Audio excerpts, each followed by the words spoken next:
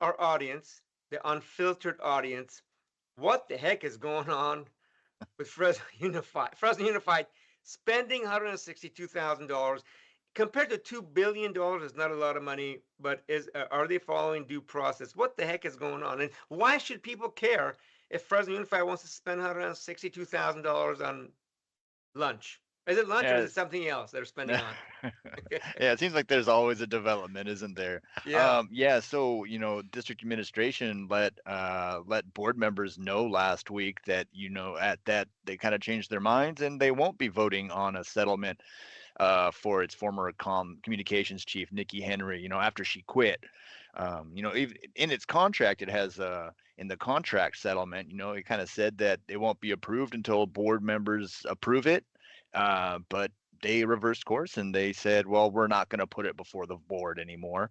Um, so they said that the board members already approved it, and they said, oh well, they kind of gave the direction and they're going to move forward on it. So they're going to give Nikki Henry what amounts to about 80% of her regular salary, or $162,000, for quitting after the AI dossier debacle, where she created dossier, or she said that she created a dossier of fabricated quotes that were attributed to Fresno Teachers Association. Then it later came out that all those quotes were made up using artificial intelligence. So she left, and the district's now giving her $162,000 to settle some sort of legal claim. They still have not divulged that. We're still waiting on that information, hoping to see what we can get out of that. Is it, I read your article. You have a lot of great coverage, by the way, on that. Is there any hint that, I mean, when people have to get paid that kind of money, usually they know a lot of stuff and they don't want it to be shared. I can think of something that's going on nationally right now. I'm not going to mention any names, but uh, that everybody's concerned about on a nationwide level. But what is why would a district? What do you think the district is giving this kind of money? 80% of an annual salary. There's You a believe lot of she knows stuff? speculation about Yeah, that. yeah. There's a What is it? lot of speculation about that. And in the contract itself, it says that this is to settle some sort of litigation. Now, they're being very vague about this, but board member or trustee Susan Wittrup thinks that, well, they're not hiding much. So she's wondering, could this be about litigation? Could this existing litigation? There's several lawsuits against the district right now. Could it be, what does she know that they're trying to pay off? So there's a lot of speculation going on, and districts being very vague about those reasons for the payment. They're just Uh, saying it's to settle some sort of employee dispute. Yeah, tried to reach out to board members. They have not gotten back to me. The only one who did was Trustee Susan Wittrup, and she was very vocal about that. She said that she was very opposed to this payout. Other trustees have been opposed to payouts in the past. There was one notable one, Ruthie Quinto, back in, what was it, 2020, I believe, 2021, and Elizabeth Jonathan Rosas opposed that one. So yeah, but she was the only one who got back to me. who is which? Wittrup. Yeah, Wittrup. The other board members did not get back to you, I have not been able to get a hold of them for some time. and Wittrup said she's a no if this comes in front of the board If it for goes, her. if the board, if the district administration changes its mind again and decides to take it public, she said that she would absolutely be a no. Okay, so that's 1 out of 7. We don't It's know one out of how the seven. other. Okay, let me bring in Roger Bonakdar, a local attorney. Edward, please stay on, and I know you have to drop off here quickly, but uh, Roger, in your opinion, uh, knowing what you know so far about Fresno Unified, can the administration just say, you know what, it's $162,000. We're just gonna make a decision whether it's the superintendent, Misty Her, or anybody else. Hey, we're just gonna write the check and deal with it later. Or do they even have to get board approval? Or should they get board approval? Well, most governmental entities will have a threshold for payments, outside payments, when in this type of a context, whether it's an affirmative employment claim by an at-will employee, which is my understanding of Nikki's role, she was at will, um, or it is a tort claim like an auto accident claim or something like that. Once it hits a certain threshold, which is typically, at least locally, around $40,000 or $50,000. When it goes above that, the board has to take some affirmative action and an affirmative vote to approve that sum of money to be paid. So can they do can they do the discussion in closed session? Well, that's probably a yes. So public entities, when they're sued and they're trying to make a decision on how to deal with a lawsuit, which in this case, I have not seen that there was a lawsuit filed, but let's say hypothetically there was one, they could then have a closed session where it is the board, their counsel, and they can have a dialogue and go back and forth about the risks and the risks of going forward, the merits of defenses, the cost of litigation, and all these different things in closed session. And then in closed session, they will have that analysis will occur. It won't go into the minutes in terms of the details and the various participants' positions, but the dialogue and the determination does have to happen, and it does need to be approved in some fashion.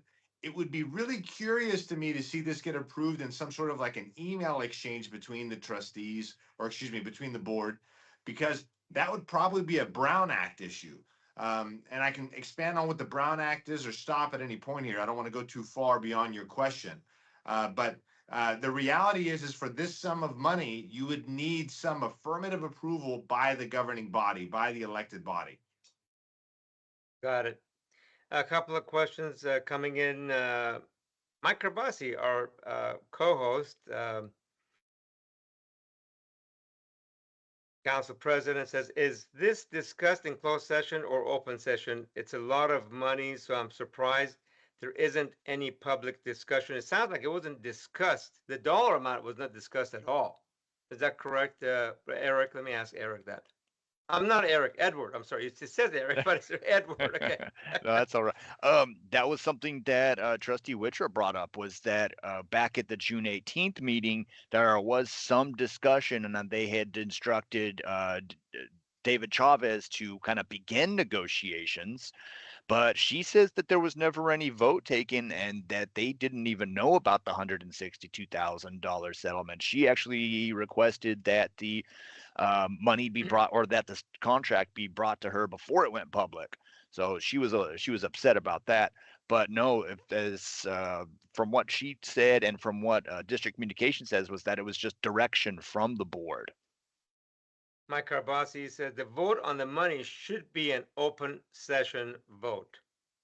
Yeah, what's interesting was when they gave the settlement to former Deputy Superintendent Ruthie Quinto, they did report. It was done in closed session, but they reported out the vote and how each trustee voted. So it differs from standard board practice.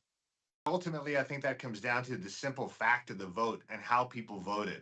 But whatever analysis, if there was any, and we don't know if there was, between the board and their counsel, who should have, and largely probably was present during this dialogue, if it ever occurred, that wouldn't be public. It is a little odd to see all of this happening outside of the context of a formal proceeding. Municipalities, government entities do settle claims all the time that aren't in litigation. But you do have to have a public purpose for every expenditure of public dollars. You can't simply take the position that the board really likes this employee, or the board really values what this person did, so we want to give them a soft landing. That's not permissible. Now, if there was a contract that had a requirement that they pay it, that would be one thing. That wouldn't even require a vote. But in this context, there does seem to be some good questions that remain unanswered. It sounds like even if they did take a vote in closed session, which sounds like they're not at this point, then they come out, they're going to say, here's what we voted, here's who voted and how, but they don't need to give the logic behind why they voted. Is that correct, Roger? Yes, and there's good reason for that in most contexts. So for example, let's say there was a lawsuit that had been filed, and there were some discovery items. Discovery is like depositions, written questions that go back and forth between the litigants and their attorneys that have sensitive information. The board needs to have the opportunity to engage with their counsel and have an open dialogue with their counsel, and still have the protections of attorney-client privilege in that context. So if you required the board to do everything out in the open, then you couldn't have a board member ask questions of their counsel that would be important to their decision. Like, for example, they wouldn't be able to ask their attorney, hey, is our employee in hot water? Did they really make a false statement? What bad conduct did they engage in? You don't want your attorney sitting out there admitting to the public what you did wrong when you're trying to mitigate or manage your risk or lessen what you're going to have to pay for this either accidental or intentional wrong. So the analysis that goes behind it would be appropriate for closed session, but you still, in my view, need some affirmative action by the governmental entity and its board to pay out this sum of money. You need a vote of some form, some decision by the governmental body, and the vote itself would need to be a public record.